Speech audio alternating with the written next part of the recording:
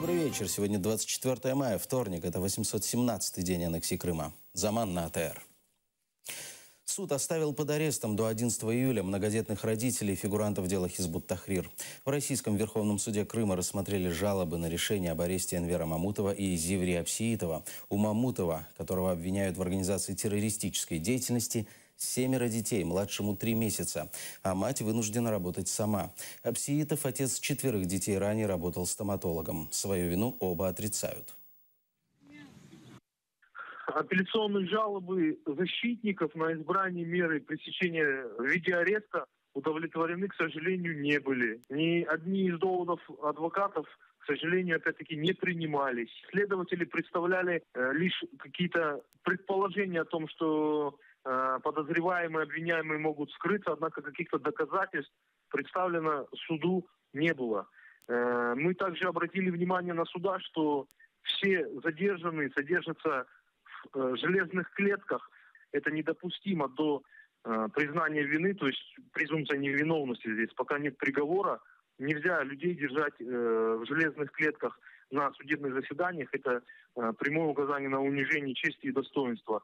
И вот, к сожалению, в таких условиях проходят эти судебные заседания, доводы абсолютно не принимаются защитой. Удовлетворена наша апелляционная жалоба не была. Также Энвер Мамутов, в частности, заявил о том, что он сейчас содержится в одиночной камере, что ему не дают возможности писать какие-либо заявления и жалобы, ему не предоставляют ни бумагу, ни ручку. Ему не дают возможность даже запросить какие-то книги из библиотеки, следственного изолятора, на что он имеет право. Он, в частности, хотел взять уголовный кодекс почитать, и Коран просил ему перевод, либо просто сам Коран оригинал.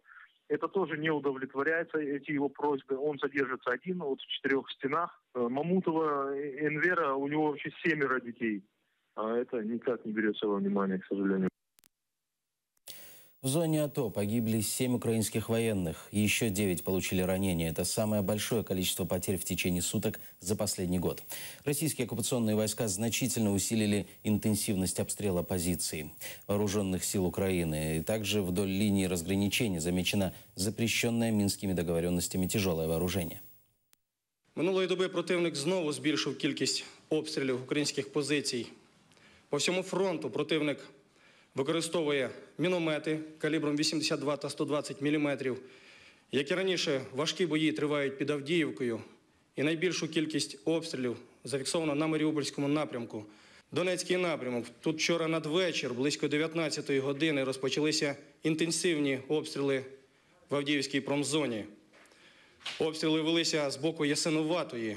Загалом бойові дії тут тривали 7 годин практично безперервно. І за минулу добу внаслідок бойових дій, на превеликий жаль, ми маємо суттєві втрати. 7 українських військовослужбовців загинули. Ще 9 наших бійців були поранені. Ці надзвичайно важкі втрати українські війська понесли по всім 3 напрямкам. Каждый человек должен защищать свою родину. Так считал севастополец Дмитрий Нахимов, уходя с Майдана на войну. Летом 2014-го он записался добровольцем в батальон «Донбасс» и попал под Донецк. Служит там до сих пор. Наши журналисты встретились с севастопольцем. Хостел, организованный нашим бывшим командиром для бойцов. Бойцы проживают бескоштовно. Дмитрий Нахимов показывает подвал, который ветераны АТО переделали под хостел. У Дмитрия отпуск, и он решил оформить удостоверение участника боевых действий. В Киеве у него жена и ребенок, но домой не попасть.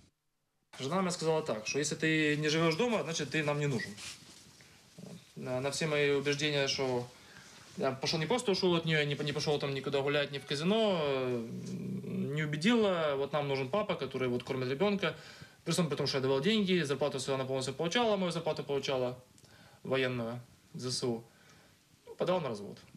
На войну Дмитрий ушел с Майдана. Там записывали в добровольческие батальоны. Я написал заяву написал и в Азов, и в Айдар, и в Донбасс. Потому что, кто первый позвонит, туда и пойду. То есть, какая разница, добровольцы все свои, все хохлы, укропы. Но первый позвонил из Донбасса, девочки из колл-центра. С батальоном попал под Донецк, выдавал боекомплект, рвался в бой. Санитаром выезжал на задание, забирал раненых из Донецкого аэропорта. Работали тяжелые, там танки работали, Саушки, слава богу, не прилетало, потому что прилетела Саушка, это было бы все. Пуля прилетела 5,45 прям в бронежилет. Вот, и стреляла не в бронике, а стреляла вот в шлейке. Вот здесь у меня броник, еще дырка осталась. Вспоминает, до Иловайска никто и не представлял, что такое война. Весело и страшно, если так, если честно. Поначалу было страшно, потом было весело, потом снова было страшно. Нахимов, это позывной Дмитрия, выбрал его не случайно, чтобы подчеркнуть, что он из Севастополя. А вот родители решения сына не поддержали. Мы с отцом не общаемся, к сожалению. Опять же, разделение там на западенцев и пророссийских. Вот мы все фашисты, бандеровцы, блин, детоеды, детей кушаем. Вот. Они все хорошие, мягкие, пушистые. Ну что, такова жизнь. Родители не выбирают, приходится с этим мириться. Дмитрию остается только мечтать о поездке в родной город. Он продолжает служить, надеясь, что после демобилизации сможет обжиться на материке. Несмотря на то, что у него не осталось ни семьи, ни дома, ни на секунду не пожалел о своем выборе. Я считаю, что каждый мужик должен защищать свою землю. Есть время, скажем так, работать, строить семью, а есть время, когда приходит, нужно идти и защищать свою страну, родину, Украину. Роман Спиридонов, Эльдар Тарахташ, Заман, АТР. В Берлине провели 5-й Европейский исторический форум. Одним из докладчиков была ведущая историк Гульнара Бекирова. Основной темой стала европейская историческая память об изгнании, насильственном переселении и депортации. Она посвящена, теперь уже можно сказать, злободневной для Европы проблеме насильственных принудительных миграций. И я участвую с докладом о судьбе крымско-татарского народа и об отражении темы депортации 1944 года в исторической памяти народа. Сегодня был мой доклад. Разумеется, я говорила и о современной ситуации, и о тех проблемах, с которыми крымские татары столкнулись уже сегодня, за последние 2 года. В конференции участвуют представители, эксперты, историки, журналисты из Европы, России, Украины. Проблема принудительных миграций, проблема беженцев, она остро стала вот в последний год, особенно перед европейским сообществом. И осмыслить этот опыт тех этносов, тех сообществ, которые уже пережили эту трагедию, которые, может быть, переживают, как крымские татары, заново, практически во всех выступлениях коллег из Украины и российских коллег, а это в основном представители Московского мемориала, в той или иной степени отражена судьба крымско-татарского народа.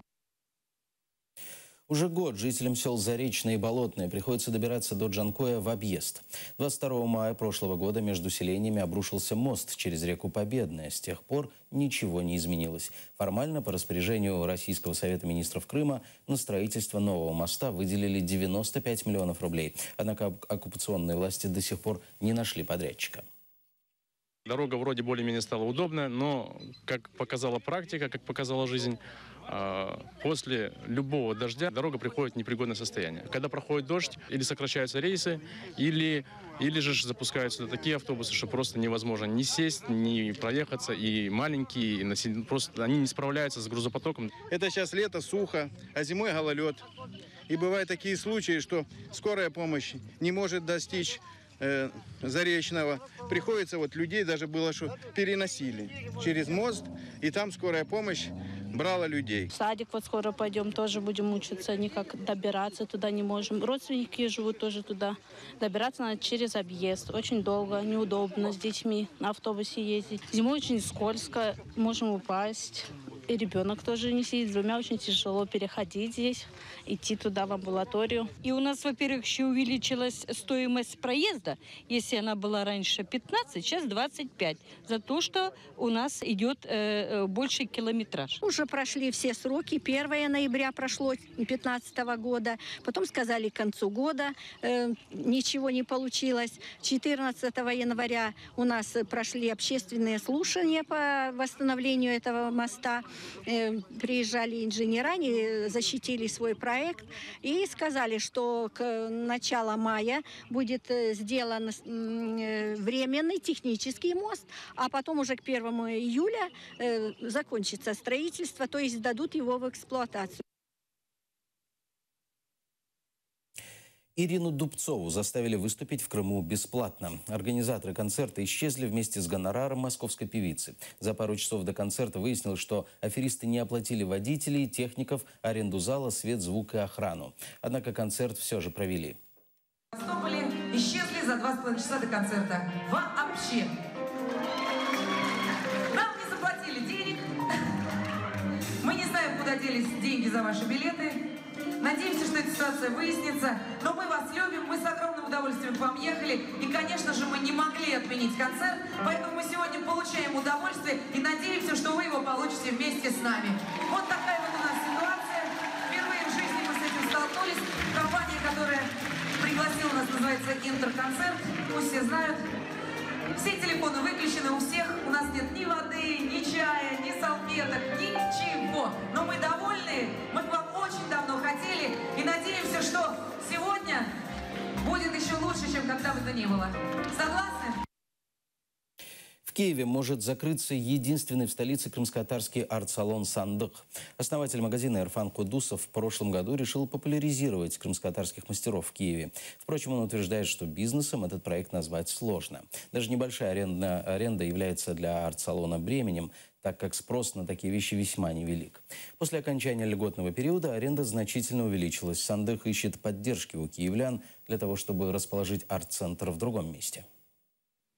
Ну, я считаю, что это единственное место в Украине и в Киеве, где можно непосредственно ознакомиться с предметами нашего быта, культуры, нашего народа. И поэтому я считаю, что нельзя такой проект закрывать.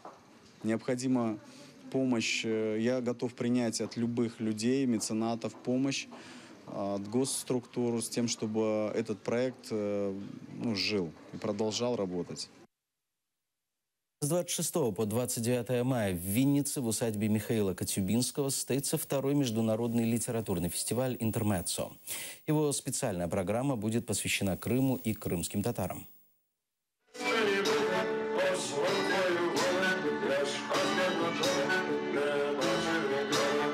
Музыканты, кинорежиссеры и известные писатели соберутся на фестивале «Интермеццо». В этом году основной темой фестиваля станет история Крыма и крымских татар. Выбрать ее организаторов вдохновили крымские новеллы Михаила Коцюбинского. Зрителей будут знакомить с писателями и кинорежиссерами Крыма. Почнеться цього року із показу фільму «Татарський триптих» Олександра Муратова. Особливість цього кінопоказу в тому, що вперше татарський триптих буде показано оригінальною кримсько-татарською мовою без озвучки, а з субтитрами. Тому звучання мови кримсько-татарської заповнить цю площу, заповнить прилеглі вулиці, і таким чином ми зарядимо атмосферу на решту днів фестивалю. Покажут на фестивале и фотовыставку о лидере крымских татар Мустафе Джемилеве. Особой локацией крымской программы станет библиотека «Филиал номер 1». Его фасад будет полностью украшен крымско-татарскими орнаментами, символами и надписями цитат из крымских новелл Коцюбинского. І зараз будівля бібліотеки виглядає зовсім по-іншому, ніж вона виглядала рік тому на фестивалі. Вона вбралася в фарби і кримсько-татарські мотиви. О Крыме будут рассказывать и малышам через художественные и театральные мастер-классы. Дети смогут принять участие в театрализированной мастерской «Большое ухо» по мотивам крымско-татарских сказок. Продлится фестиваль 4 дня. Наталка Калинка, Эльдар Тархташ, Заман, АТР. В Кембриджском университете впервые провели краткий курс крымско-татарского языка и культуры. Языковой курс подготовила и провела преподаватель крымско-татарского языка, основатель первого в мире онлайн-курса крымско-татарского языка «Крым Теле онлайн» Зинифе Сейдаметова. Цель курса – привлечь внимание студентов к изучению крымско-татарского языка, а также истории, культуры, музыки и искусства крымских татар.